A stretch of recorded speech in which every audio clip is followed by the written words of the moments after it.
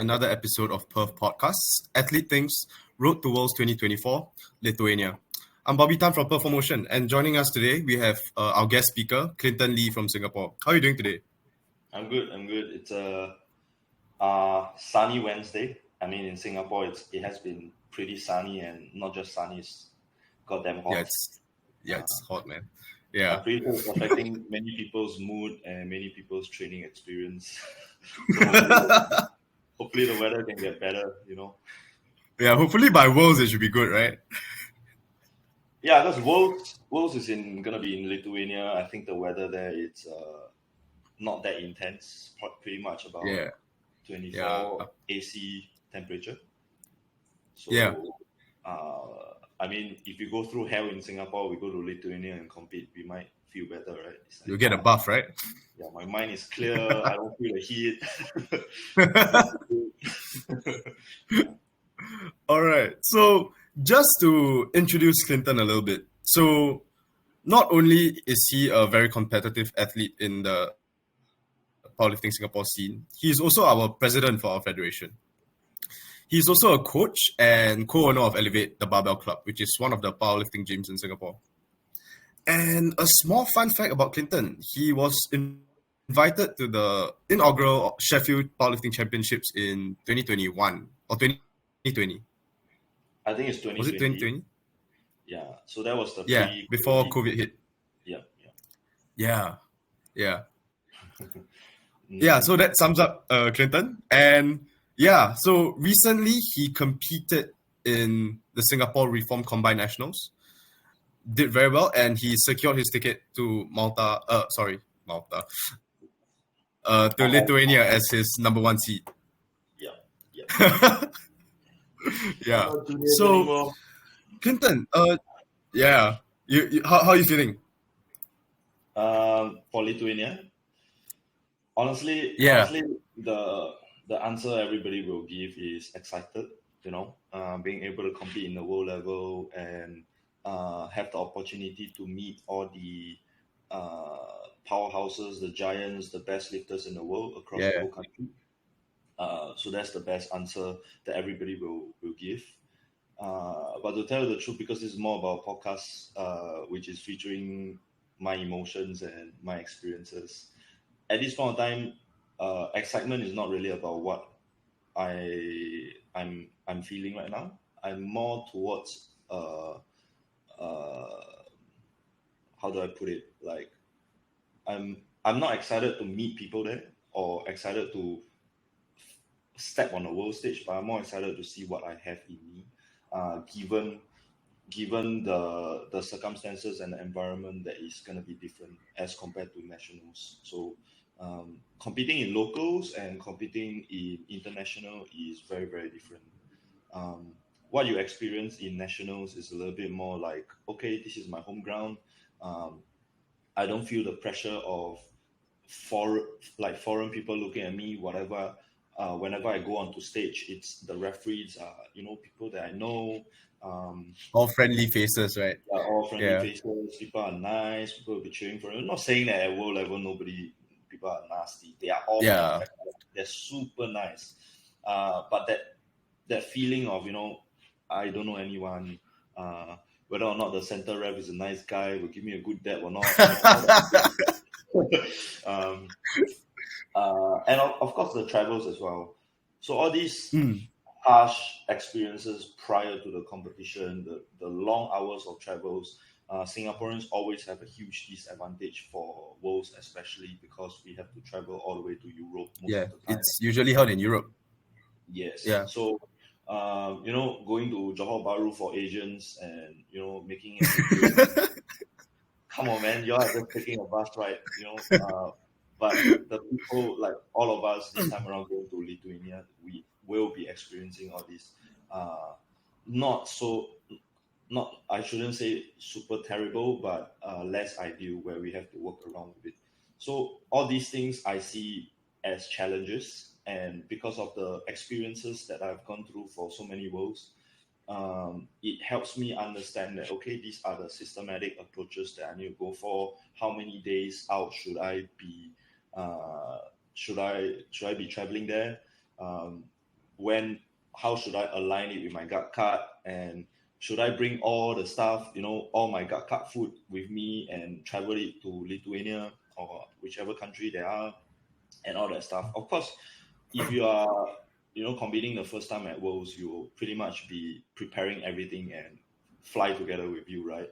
But for me, it's more about, okay, I experienced so many Worlds already. I know that some supermarkets are better than Singaporean supermarkets. You can get better. So it's all about researching the country and knowing, okay, where can I get my stuff?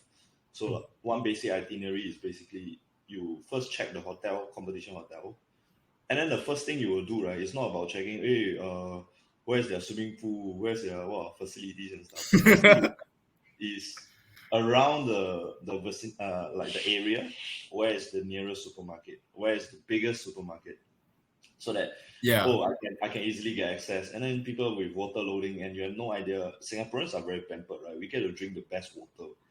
The tap water is fresh. It's safe. Yeah, even though it's recycled by our PE, but we still can drink it. But different countries work differently, right? So they may have better natural water, but some other countries require us to be safe. We have to buy our own water. Yeah. And because water can either buy or boil, right? Yeah, boil as well.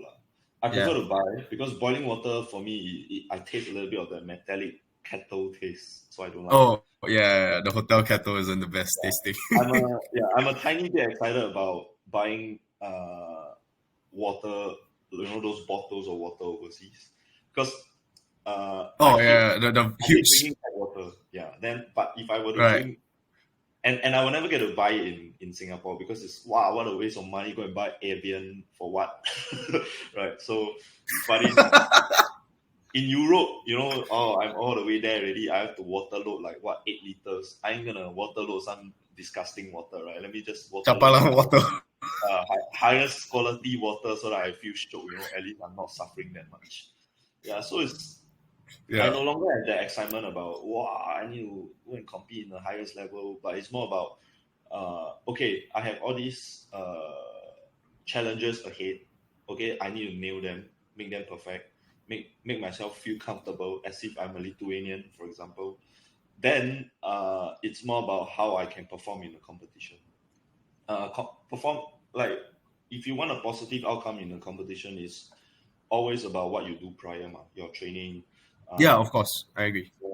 And the pathway, the training towards the competition is the most important part. And then in the competition itself, because I no longer have the stage fright or anything like that anymore, except for some traumatic events with regards to deadlift, we can talk about it later, or whenever I go Asians, I always get lifts overturned. But anyway, as long as my training goes well, I don't have the fear of stage fright or anything like that, and I just want to perform well and deliver a good outcome towards the end of the day. So the most important thing leading up to Worlds is now, which is what I'm doing now towards going to Worlds. That I would say is the most exciting part, because prep. If my preparation goes well, if my preparation don't goes into the deep hole where I fail a lift, and then I started to ponder what needs to be done. Okay, so what needs to be done is crucial. In every training, to a certain point, we will have to meet that challenge again. Okay, stimulus is not working well. What should I do next?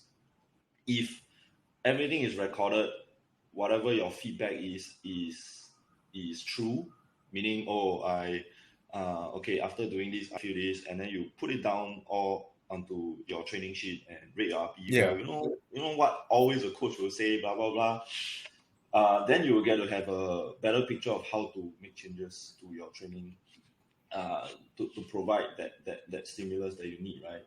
But if your training is just, this week feels good because I slept well, next week I feel like shit because I went out to eat supper every day, drink alcohol and all that stuff, or even if you are busy at school or at work, you will still try your best to Find a upload. way, lah.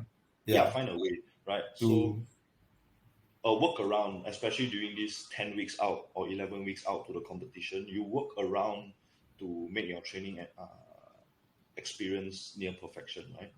yeah. As good as it can be. I guess this is the part where you sort of start prioritizing and putting your training and your well-being as an athlete on the forefront of your list compared to My like, life, like, yeah, pretty much. yeah. But at the same time, it is hard as a like for me, because I'm someone who, as I said, I don't look at things as emotional anymore. I look at things as, okay, what is the challenge and how should I beat it, right? So when things are ahead, even for now, I still want to, let me do everything, But that is something where I need to always remind myself. I mean, I don't have a coach, or I have friends lah. I have friends who will remind me to, hey, you need to stop, putting, like, think you are like a Having so many things on your plate, right? You can do Yeah. everything. You settle your own training as well, which is pretty cool, because over the years, if we go back to Asian champs, where I had my biggest setback in this 2020-ish century, right, is I learned to realize that there's a connection, there's an equation for my life. So my equation is very simple. If my training don't go well, okay, it will equate to my mood bad, right? When my mood bad, I work bad. When I work bad, all my clients suffer because they will see my rough. I will be like, wow, Right. I'm going to shut them up and everything. Then I go back home, because I'm so frustrated with work, right? Dealing with 50 clients and all that. Then when I go back home, my wife will try to get my attention, but I'm so tired already. I don't want to give her attention, but I give her shit as well. I give her hell. So the equation is, if my training goes bad, everything goes bad, right? Right. So in order for life to be complete, life to be, I can Training has to go well. Training has to go well. Right. Okay. So training has to go well. How? Okay, very simple. There are many different ways. Okay, I always do very easy. Of course, training goes well, right? Yeah. But that's where the challenge comes in now. When it goes too easy, you realize that, hey, I'm not progressing. Then you mess up my mood again. So ultimately, in the end, I still need to deal with my training well. Then It's a cycle, basically, of trial and error.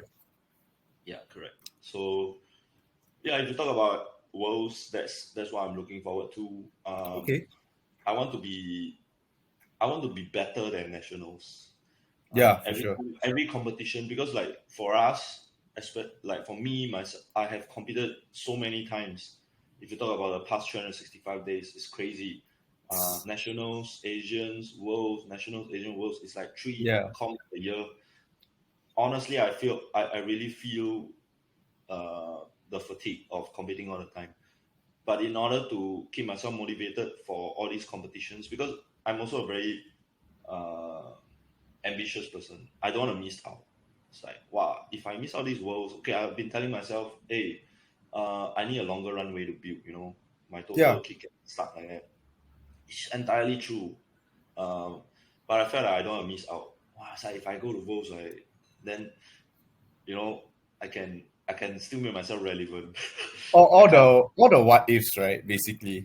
Yeah. So, which is why I'm trying to push really hard, and the only strategy to work well is every competition I go, I try to get better lah.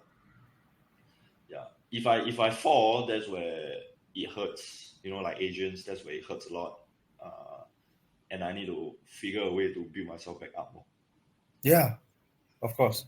So since we're on that topic, right? At Asians, it wasn't your best performance that you placed on the platform. So how was your prep leading up to Asians? And with that performance in mind, how did you sort of take away, and what sort of lessons did you learn from that meet itself? And how do you use it to basically translate into an even better performance on nationals earlier this year? Okay, if you can allow me, we talk about two agents. We go way back, all right? So there's Dubai and there's Johor Bahru. Malaysia. Yeah. Yeah, right. So in Dubai, so every time when I go for agents, I have a lot more athletes under my wing competing for Asian championships. Yeah. So most of my clients are, contenders for Asian championships lah. So every time I Titles. go for agents, I will be busy as hell. So in Dubai, I was not only handling our own Singaporean athletes, I'm also handling Your own clients from other countries, right? like Yeah. Malaysia, Korea, and then I was also helping out back then my boss, the reformance team, to handle some of their reformance athletes. So literally, I'm going there as a full-time Coach handler. and athlete. Yeah. So by the time I hit the competition, and back then my life was really, really bad. I don't know. I was on the path of going to the dark side. I lost all the motivation to even work well. I have shut everybody off. I just know that okay, I need to just do this work and that's all, right? So because I shut everybody off and I even shut myself off, the training was already not effective leading up to Dubai. I have no idea of the possible outcomes and projections because I didn't take the time to read it. So in training we know that okay, for example, based on your training history, if you are able to do a 420 bench at 160 as a primer bench before your main day bench, you pretty much have that 170 170, yeah. So and it differs from people. Like some people are like, oh, fuck, if you go 165, then you the next day you cook already. Yeah. So I already had that equation. Like if your training momentum is like built in a week to week basis, block to block basis, right, you can understand why is that. But in Dubai experience, I have no idea. It's more like, oh, I go there, okay, pray to God, make sure my grandmother come back and help me and all this. you basically just took what was there on that day, right? Yeah. So yeah.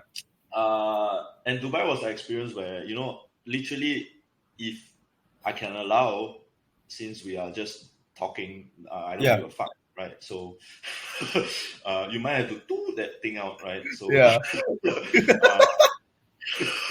So when and I don't give any S to the extent that I don't care about whether or not my competition meet my competition list meet the competition criteria. So in Dubai, I faced the torment of not being able to hit that in my squad. Right. Yeah. So if I'm not wrong, I really can't remember, but I got denied for the first opener squad. So for anyone who has who was red lighted for first squad, right, will know how it feels. Oh my god, I'm gonna bomb out. There's more bomb out to do later. I've been through everything, right? So so to cut the story short, right, because the lead up of the competition was already shut off already, I don't care already. I only know that I was very complacent as well. I beat the Kazakh Yonin in Worlds. I can easily beat him in Asians as well. Asians. Yeah, but unfortunately in Dubai I did not so I lost. And the main torment was basically the squad, and deadlift always torments me so that one we can leave it to Johor Bahru. So after Dubai, right, I went back home, go and emo for a bit, find some reflect. Don't talk to anybody, go and reflect. And that's why I started to learn about the equation that I spoke about. And I know that in order for training to get better, since it's a cycle, I need to start off with my wife So I started to be, listen to my wife, then listen to my coach. My coach is myself. Just listen to myself, right? Listen to my athletes. Try to provide a better service. So when things start to be more positive, then my training starts to be more positive as well. So I started to be more specific and went through all the history of how my training needs to be. So based on that timeline, post Dubai, my best training is the lead up, the nationals that happened in Malaysia. Because the start of the last year, which is before Dubai, we had a nationals by I got into a motorcycle accident, so I Oh, couldn't SPO compete. 2021. Yeah. Yeah. So I was like freaking limping in the competition, handling Yeah. people. So after that, I had a good build up for Malaysian gas To get a lifting. qualifying total for South Africa, right? Yeah, so I used that information to try and change things up leading up to the next national. Then to the nationals that Asians. happened in no after Asians is nationals in Singapore already, ma. Right.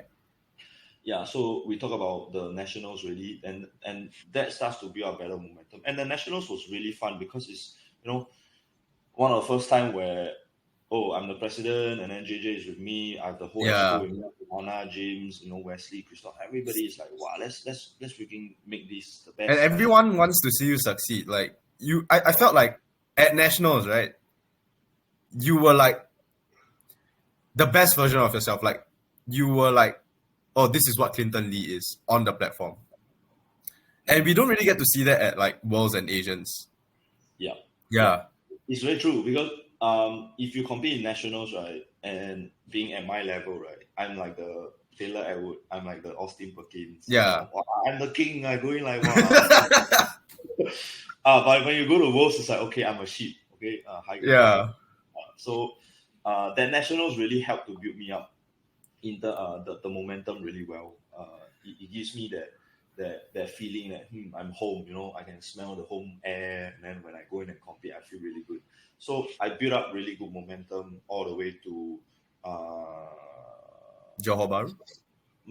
Malta Worlds. Was it Malta Worlds? No. I think Malta was before nationals. Yeah. No. So Dubai, then nationals, then now is South Africa. Oh yeah, South Africa. Yeah. Yeah. So South Africa's Worlds. Dubai is in 2022. Oh shit! So that was South Africa, then Dubai, then nationals, then nationals, Malta. then Malta. Yes, Malta. Yeah. So okay, then we talk about Malta. Correct. Now we're at the right timeline, right? Okay. Yeah. So Dubai was shit. Then I learned the equation. Then nationals was a good momentum building for me. And then all I want to do is at nationals I already know my equation, number one, and I know my training program already. Hey, shut up. What the? So I nailed it down already. Okay, I nailed down my training program. I just need to make minor tweaks. I don't need to start in a blank piece of paper. Whatever is working, don't need to change. You can add a little bit, create a little bit of different stimulus, then you come back in for your 1,000. Try and error, basically. Yeah. So then Worlds went really well. I got the outcome that I want. I can't even remember my total. That's how much emotional attachment I have to Worlds. I just know that I did well, right?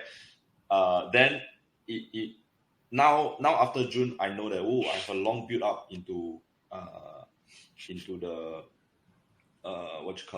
into Asians, right? Actually, wait, I don't think you did, because after Malta was Open Nationals, right? Oh, was that how is it? Well, I really can't remember. You're the president, man.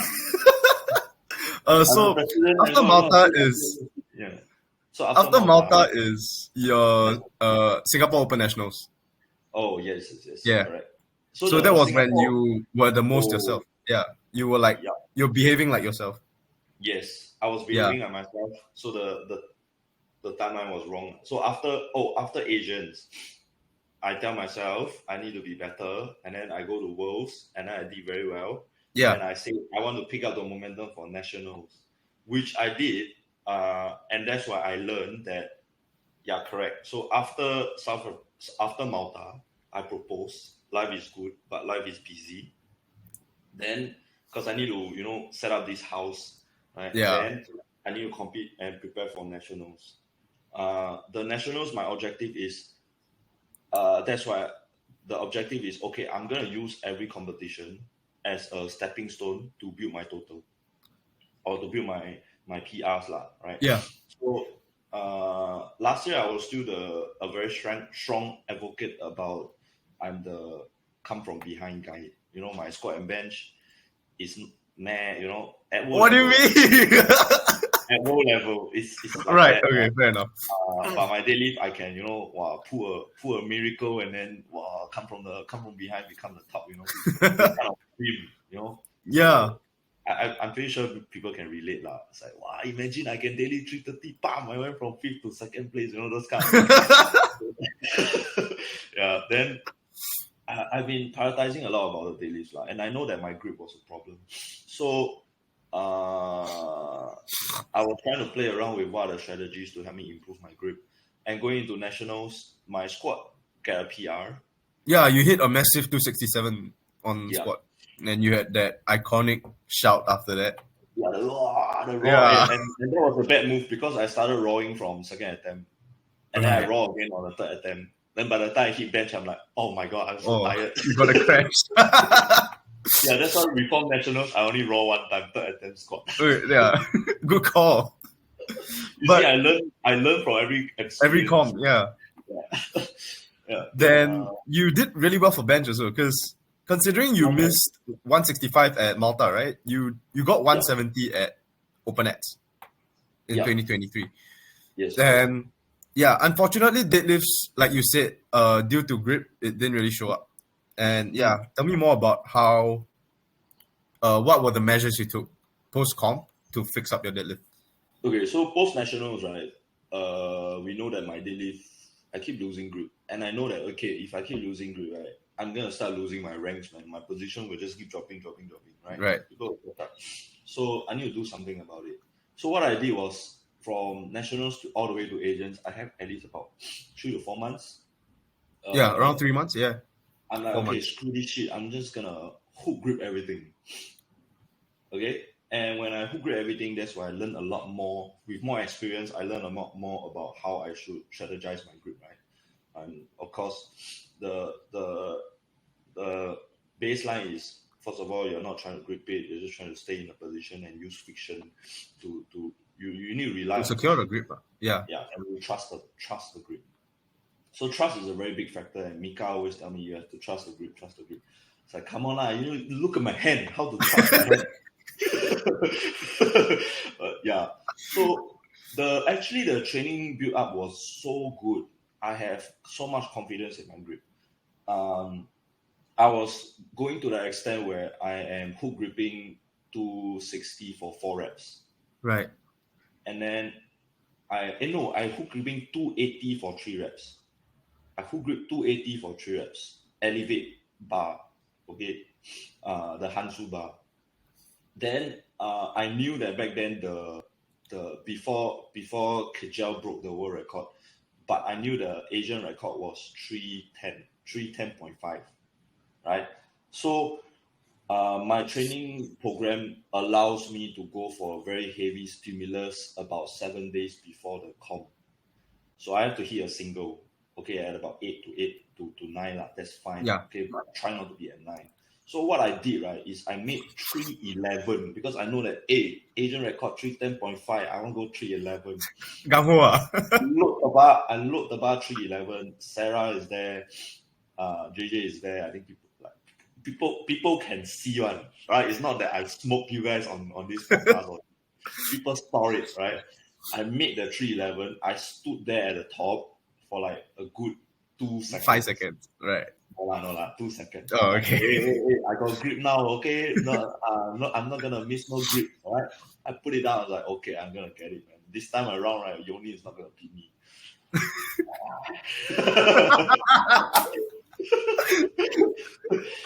All right. So then pre-Asians happen. You know how important it is at the start of this call, this video that I said that you have to prepare yourself well into the comp, right?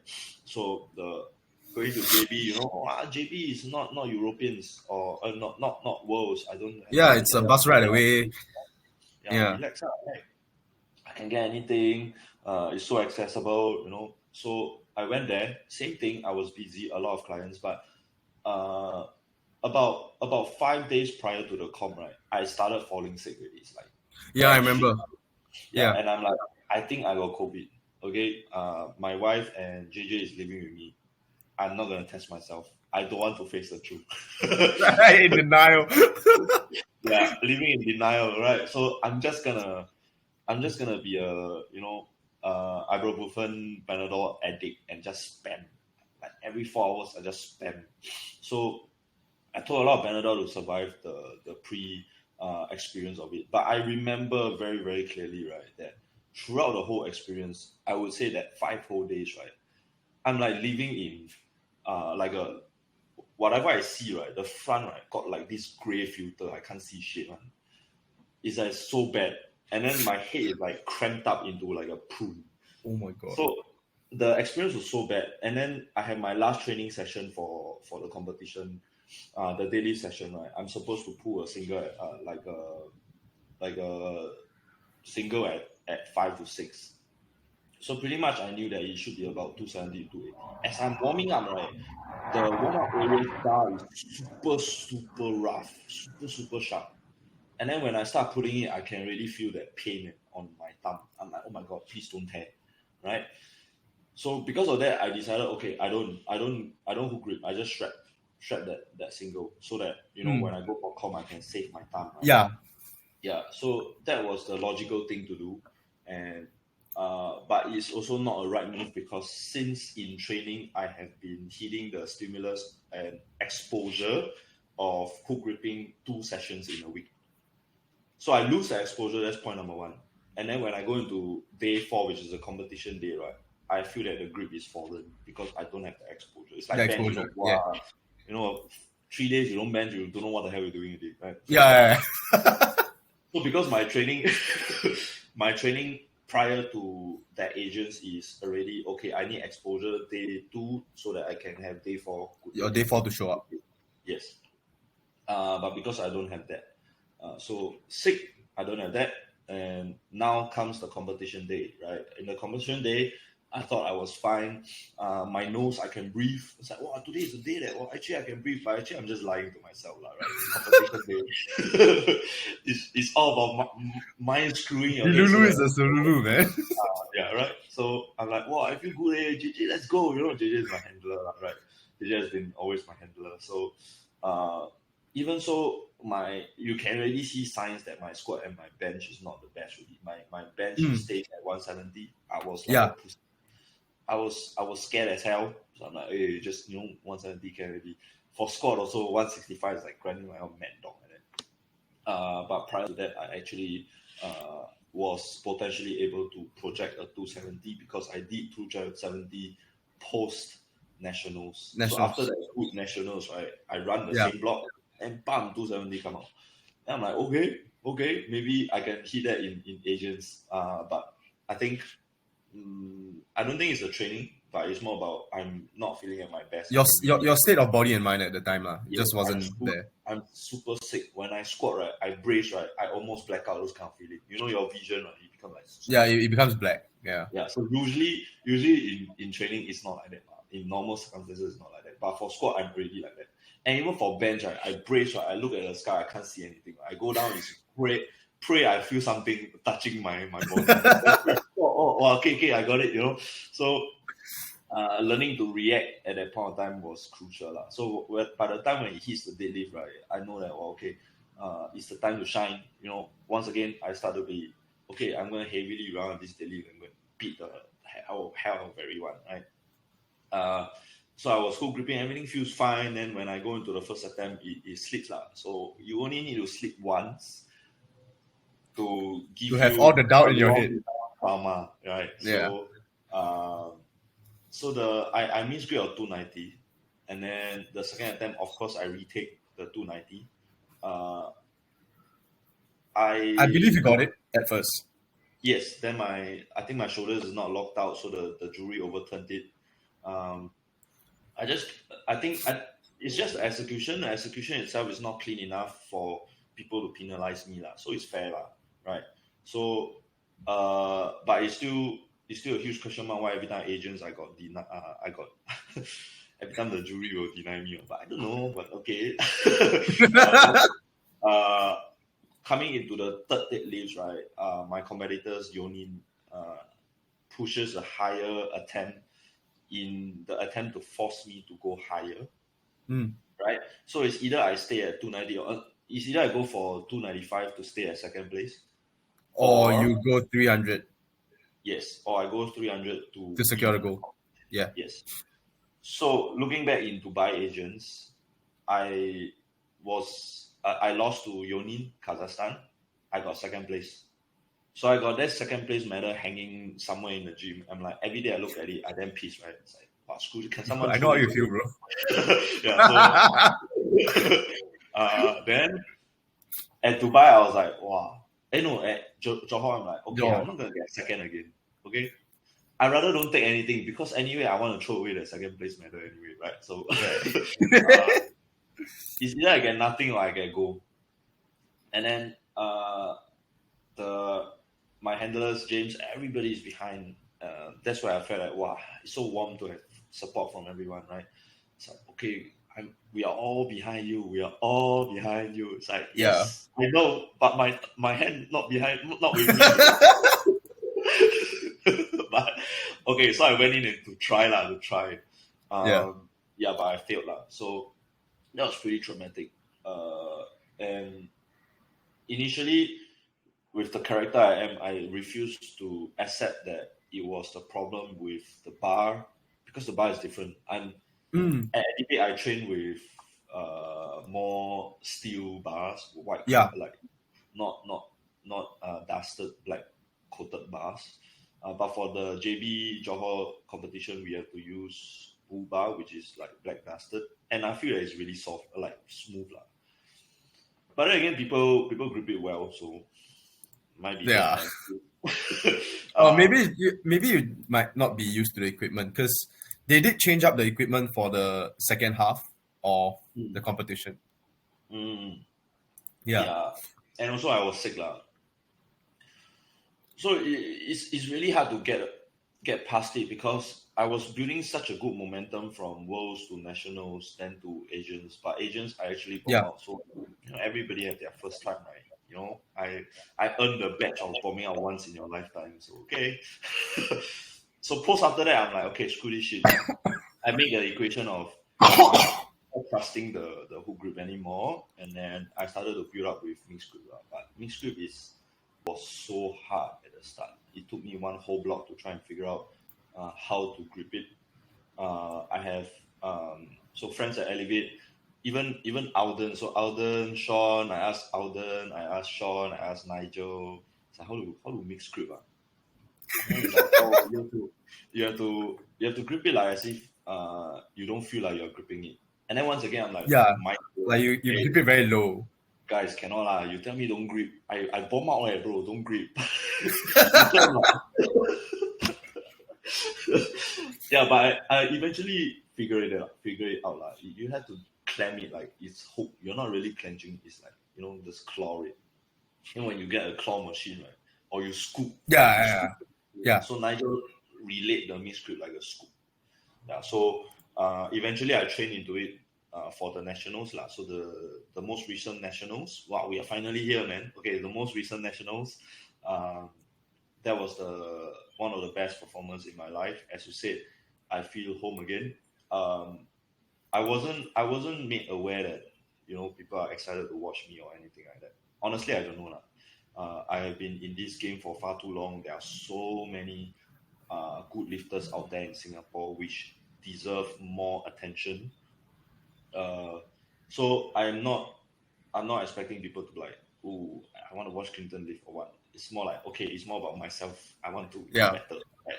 So, oh shit, what did I do? I did 272.5 kg squat, right? Yeah. Okay. So, from Johor to nationals, we have a very short timeline, 3 months. So, I'm like, okay, I need to stop telling myself that I'm a king deadlift. Okay, I'm now a scrub. I'm back to a creep, because I'm mixed grip, So I'm gonna grip my subtotal. So on Instagram, y'all will subtly see subtotal, right? So I was like spamming my squat and my bench, prioritizing that. And since I am doing mixed grip, I cannot go so heavy. So naturally, I have more capacity to do my squat, So sort of still do well. So going into nationals, because I prepped my squat and bench really well, I managed to get a 272.5 kg squat and 172.5 kg bench. Yeah, all were competition PRs. Yeah, competition PRs. And that felt really good. I know that of course.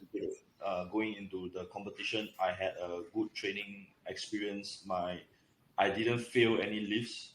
Yeah, I failed zero. So I failed zero lifts. Okay, deadlift I failed lah, but I like 1 week out, 2 weeks out, I can't even pull 270.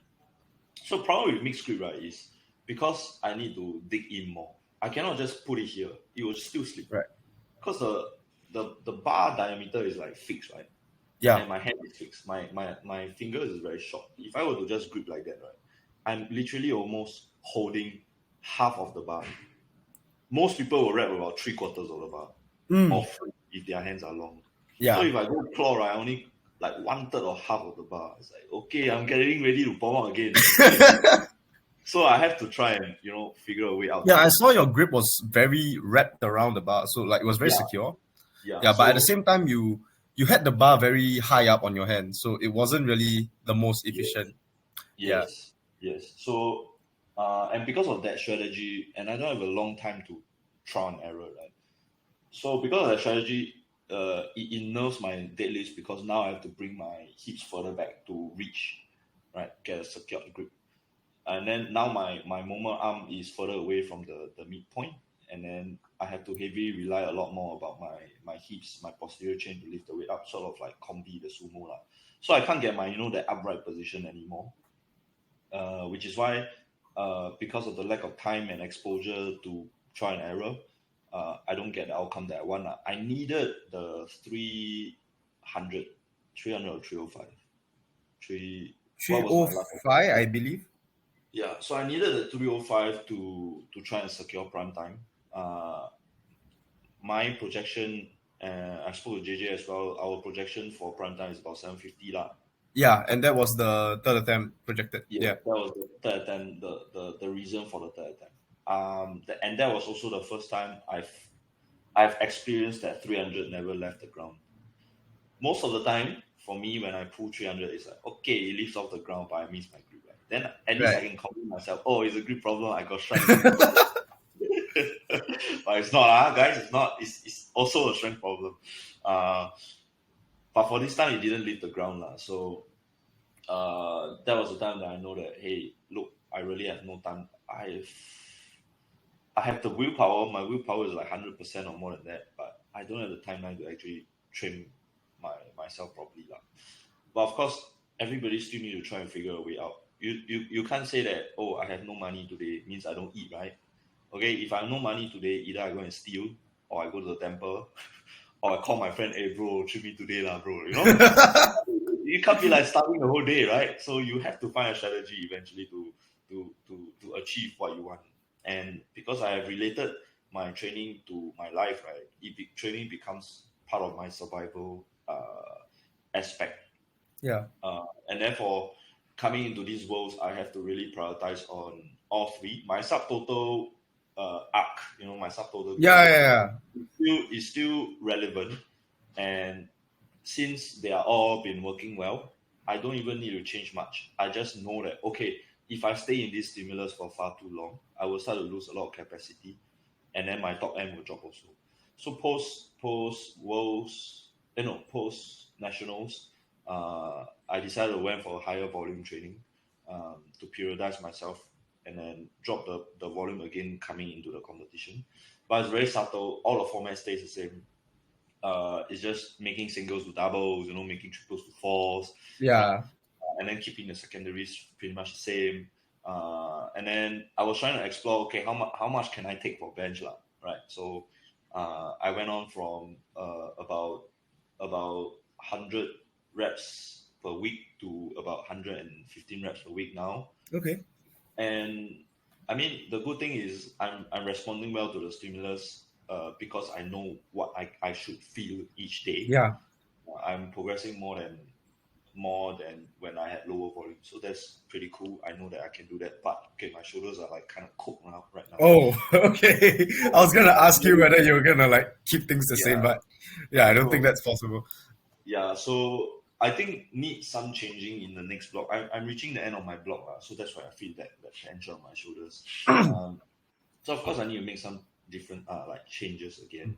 And then as for deadlifts, I knew that because of the messing around in the mixed group, right, I lose a lot of capacity. I only work about like 20, 25 reps for mixed group.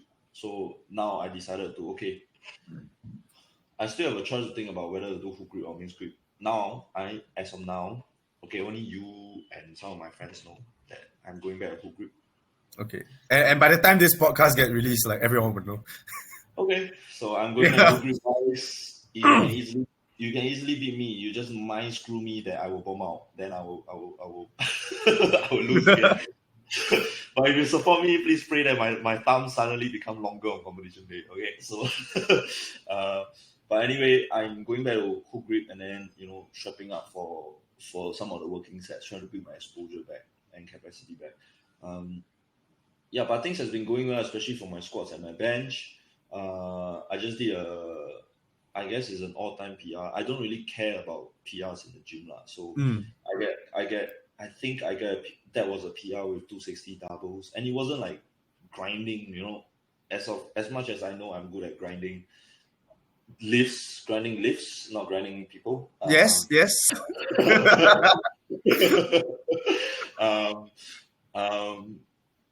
The 260 times 2 wasn't that much of a grind. I know that That's good. that is more in the tank. So I'm going to try and replicate it in the next block, and only on the last block then I reintroduce the singles back.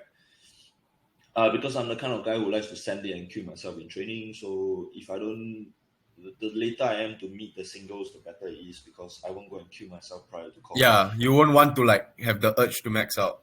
Yeah, killing yourself too early in the comp, it also means that on comp day you got nothing, because you literally had your comp day 1 week out. Yeah. Right? So, I'm trying to hold back a little bit. And as for bench, huge realization and exploration about the incremental volume can help. But you have to try and keep your exposures sub maximal on some days so that you can keep your shoulders alive. So now I'm on an interesting journey. I'm a guy who loves challenges. Realistic one you don't give me like the challenge is to beat Austin by Worlds. I'll tell you how. Right. I'm gonna do what? Pay myself to some color? I don't know. I can't, right? So right. The realistic challenge for me is definitely to figure out the deadlifts, which I'm close. I just need to feel myself again. But at this point, I finally felt the right positioning that I need to be in and I feel similar to the time where I was competing at Malta Worlds, because Malta Worlds, my daily was the best. Yeah. It was crazy. It was like, I was at B flight, right? And then in B flight, there's some powerhouses. Of course, there is Kjell. Yeah, there's Carl Beckland. Who somehow got dropped to second to B flight, right? And Ericsson. Ericsson is like a very seasoned. The former world champion, right? Yeah, 2021. Yeah. Actually, I love him. I respect him. He's such a nice guy. We don't speak much, but when I look at him, he's like, wow. Yeah, he handled Gustav at Sheffield as well. Yeah, and he presented himself really well. I can't say that I present myself well. I always have that RBF face, and then I stare at people, and people are like, wow, why this guy so fierce? We were at MBS, right, for reform. Yeah. And then they know that there's this powerlifting meet. I don't know why they know that. So like some random people. And then they're like, wow, powerlifter face so fierce, man. Oh my god, I actually represent all of Powerlifting Singapore, and my face. Yeah, you do. So we expect to see you smile at Worlds. Actually, smiling is interesting with coming to that topic, right? At Malta Worlds, right? Every lift every attempt I go into, I was smiling, because I was trying to low-key convince myself that, hey, I need to, I formed the equation, right? Everything needs to be happy. Right. Then I go into the every attempt smiling, because I want to not have pressure, especially for squats. Squats, for me, if I have so much pressure, I cannot perform. So I smile in and tell myself, okay, just enjoy myself, and trust my cues, trust the outcome. And that works. So you would definitely see me smiling more. That's good. But smiling is just a strategy. It's just a loophole. It's just exposure of my weakness. It's like, hey, Clinton is freaking out. You see he's smiling. So whoever will watch this watch this video and podcast will know a little like much more about me, because I don't really usually speak much, Yeah. except for when people wants to talk to me. And as you know, like you and I, Bobby, I don't speak to you much. I sometimes just go, and of course you are someone who's not really approachable as well. I look at your face, but but when we speak about we try not to we get our conversations. I felt is really interesting because we talk more about the emotions and the experience of an athlete. Yeah, it's something that we both like learn from each other, and Yeah, I think that's how we have a lot of respect for each other as well. yeah, and Yeah. And even though I don't really speak much, but in such circumstances where experience are to be shared, I am quite excited to share, because there are things that can be taken away from people who are listening. Yeah. Yeah. Yeah. So thank you so much for hopping on to the podcast, man. No problem. Before we finish things off, I do want to ask you this last question. Do post Worlds, because you shared with me about your competitive history, from like many Worlds back, many nationals, many Asian championships, and upcoming to this Worlds in Lithuania. Have you thought about any plans after Lithuania? Plans after Lithuania. Yeah. Um, There's Uzbekistan. There's Asians in Uzbekistan. Oh, There's World Games. Yeah, in okay. China. Right. And So World Games is definitely a goal in mind. okay. Sheffield as well is Yeah, also a goal yeah. in mind.